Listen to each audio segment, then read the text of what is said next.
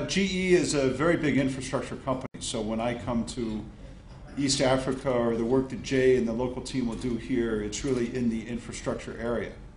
So we see good evolving opportunities in the locomotive space, and healthcare, in aviation, in water, in distributed energy, and oil and gas.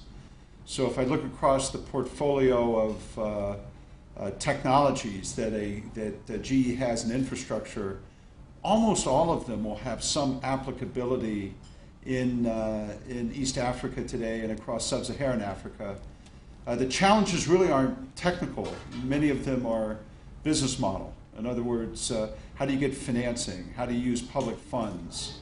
How do we make sure that we can work across that space? But personally, I think even today the capital exists to execute on many of these projects. So the second point I'd make is, for an infrastructure player, we see ample opportunities to invest in this time period, and some of those investments will go to Kenya.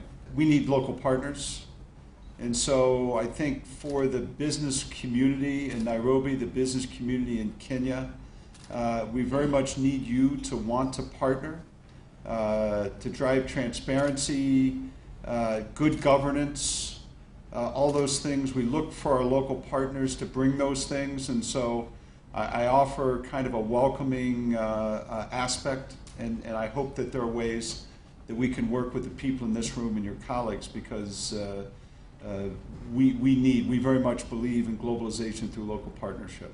Companies really want to invest in Africa right now. This is very much in the focus. It's very much top of mind. I think the next decade, next 2 decades, are going to offer tremendous opportunity for East Africa, for sub-Saharan Africa, really driven by not just the aspect of natural resources, but also the growing middle class.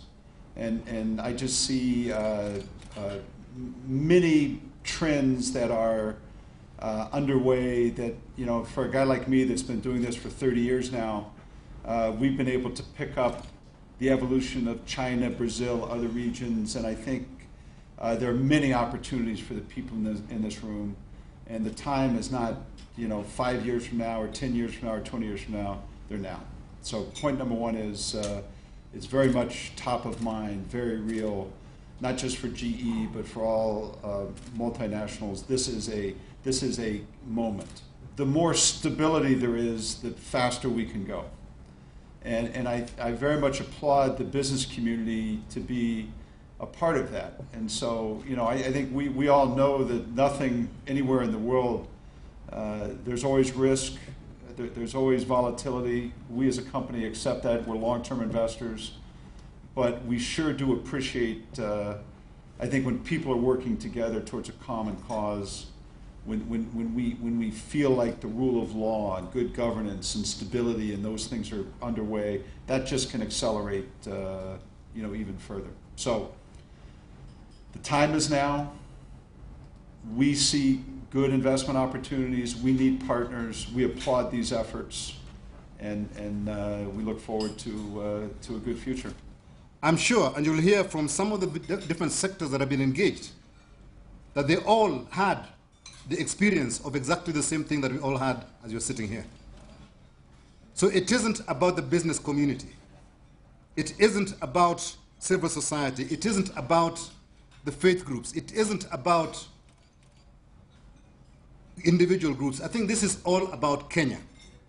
And I think the main message we're trying to get across is it is a Kenyan issue. It is not an issue that belongs to a specific sector of society. And the quicker we get to thinking about it as a Kenyan issue, the easier it will be to solve it.